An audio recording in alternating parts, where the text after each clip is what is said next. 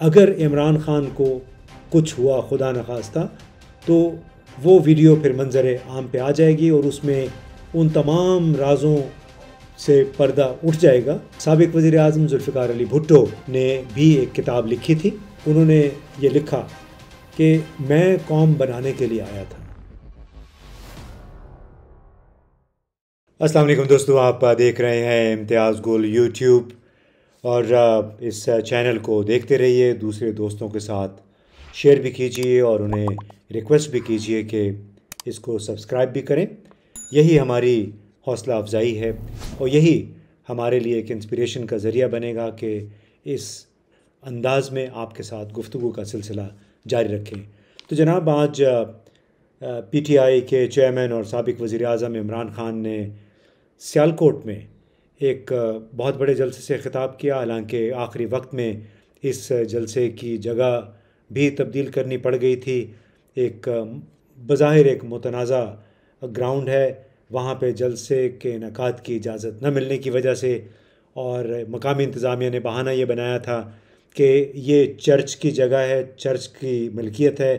جبکہ اس کلیسا کے جو ذمہ دار افراد ہیں ان کا یہ کہنا ہے کہ ان کا اس چرچ کے ساتھ کوئی لینا دینا نہیں ہے، اور یہ کہ یہاں تو ماضی میں بھی جلسے ہوتے رہے ہیں۔ تو جناب، محض اس بات کو بنیاد بنا کر مقامی انتظامیہ نے کوئی اوچھے ہتھ کنڈے استعمال کیے، جو ہم نے سنا، مار دھاڑ بھی ہوئی، لیکن بالآخر جلسے کی جگہ منتقل کی گئی اور عمران خان پھر رات کوئی 9:30 بجے کے قریب وہاں پہنچے جلسے سے خطاب کے لیے۔ ایک مختصر سی تقریر تھی، لیکن اب انہوں نے آج اپنی پوٹلی سے ایک اور گوہر نایاب نکالا جو ان کے فالوورز کے لیے ہوگا گوہر نایاب، اور وہ یہ تھا، انہوں نے باتیں تو حسب معمول وہی کی کہ ان کی حکومت کے خلاف سازش ہوئی، اور انہیں ان لوگوں کا نام پتہ معلوم ہے جو اس سازش میں شریک تھے، اور یہ کہ وہ اس ملک میں ایک قوم بنانے کے لیے نکلے ہیں۔ یہ ان کا ایک مشن ہے، ان کا کہنا تھا۔ لیکن اس سے زیادہ ایک تہلکہ خیز جو بات تھی، وہ بار بار انہوں نے اصرار کے ساتھ کہا کہ میں نے آج یہ بتا رہا ہوں پوری قوم کو، اس جلسے کے ذریعے ایک ویڈیو ریکارڈ کرا لی ہے۔ اس ویڈیو میں میں نے ان تمام لوگوں کے نام کا بھی ذکر کیا ہے جو میرے خلاف سازش میں شریک رہے ہیں، جنہوں نے میرے خلاف سازش کے سہولت کار کا کام کیا، اور جو لوگ میری حکومت کا خاتمہ چاہتے تھے، کیونکہ میں کسی کی غلامی نہیں چاہتا، کسی کی ڈکٹیشن نہیں لینا چاہتا۔ اس لحاظ سے بڑا ایک تہلکہ خیز بات تھی کہ ایک ویڈیو انہوں نے ریکارڈ کی ہے عمران خان نے، اور ان کا یہ کہنا ہے کہ وہ محفوظ مقام پہ انہوں نے رکھ دی ہے کہ اگر مجھے کچھ ہوا، اگر عمران خان کو کچھ ہوا خدا نخواستہ، تو وہ ویڈیو پھر منظر عام پہ آ جائے گی اور اس میں ان تمام رازوں سے پردہ اٹھ جائے گا جس کے وہ امین ہیں، اور وہ تمام صورتحال واضح ہو جائے گی، جس میں سے خاص طور پہ وہ مارچ اور اپریل میں گزرے ہیں، یعنی کچھ پردہ نشینوں کے نام بھی اس میں ہوں گے، اور ان تمام حقائق پہ لگتا ہے روشنی ہوگی جو ان کے اقتدار سے فارغ ہونے کا سبب بنے ہیں۔ تو ایک لگتا ہے کہ تاریخ جیسے خود کو دہرا رہی ہے پاکستان میں، کیونکہ 1978 کے آخر میں اور 1979 کے شروع میں سابق وزیر اعظم ذوالفقار علی بھٹو نے بھی ایک کتاب لکھی تھی۔ اس کا نام تھا اف آئی ایم اساسینیٹڈ، یعنی اگر مجھے قتل کیا گیا تو۔ اور یہ کتاب انہوں نے، جو سابقہ سینٹرل ایک جیل ہوتی تھی راولپنڈی میں مری بروری کے پاس، اس جیل کی کال کوٹڑی میں بیٹھ کے لکھی تھی، اور یہ جواب تھا دراصل کوئی 1000 صفحات پہ مشتمل اس وائٹ پیپر کا، جو جنرل ضیاء الحق نے ذوالفقار علی بھٹو اور ان کی پارٹی کو بدنام کرنے کے لیے شائع کروایا تھا۔ تو بھٹو صاحب نے اس میں اس خدشے کا اظہار کیا تھا کہ مجھے بھی ایسے قتل کر دیا جائے گا، اور آپ کو یاد ہوگا کہ انہوں نے بھی راولپنڈی میں صدر کے مقام پہ کاغذ لہرا کے کہا تھا جولائی 1977 جولائی کے شروع میں کہ یہ ایک امریکی خطایا ہے، ہنری کسنجر نے مجھے دھمکی دی ہے کہ ہم آپ کی ایک بدترین مثال بنائیں گے، کیونکہ اب ذوالفقار علی بھٹو نے بھی امریکہ کی ڈکٹیشن لینے سے انکار کر دیا تھا۔ تو اس طرح ایک اور پیرالل بن رہا ہے. بلکہ دلچسپ بات تھی کہ جو ایف آئی ایم اساسینیٹڈ کتاب کا ایک اقتباس ہے، اس میں ذوالفقار علی بھٹو صاحب نے، اور یہ کتاب عملاً یہ کہہ لیں کہ ان کی ایک وصیت تھی کہ جب مجھے قتل کر دیا گیا، مجھے پھانسی پہ چڑھا دیا گیا، تو اس کے بعد کیا کرنا چاہیے ان کے خاندان کو، ان کی پارٹی کو. تو اس ایک موقع پہ ایک پیراگراف میں انہوں نے یہ لکھا کہ میں قوم بنانے کے لیے آیا تھا، لوگوں کی خدمت کے لیے، اور میری تقدیر کال کوٹڑی میں گھٹ گھٹ کے مرنا نہیں تھا. میری قسمت یہ نہیں تھی کہ میں تختہ دار پر چڑھ جاؤں محض ایک ناشکرے اور منتقم مزاج شخص کی وجہ سے. یعنی اس میں وہ ذکر کر رہے تھے جنرل ضیاء الحق کا، کہ انہوں نے عملاً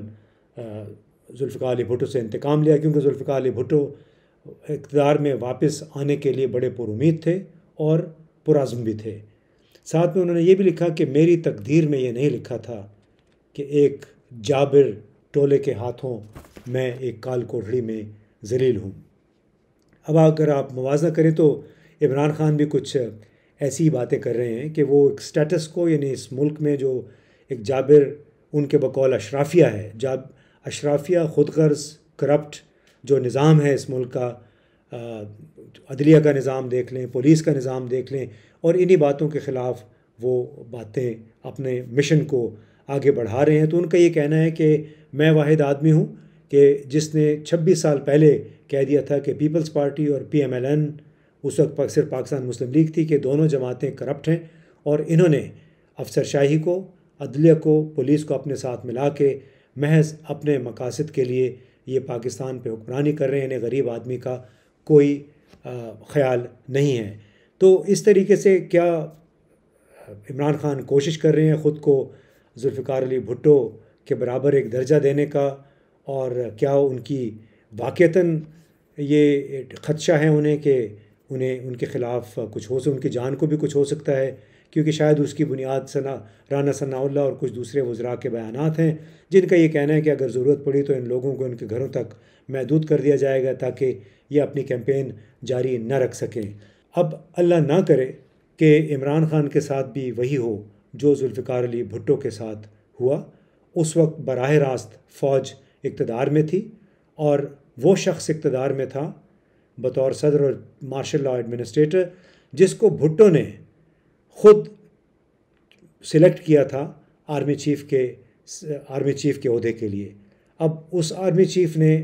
کیا کیا ذوالفقار علی بھٹو کے ساتھ کہ اپریل 1979 میں اس کو پھانسی پہ چڑھا دیا.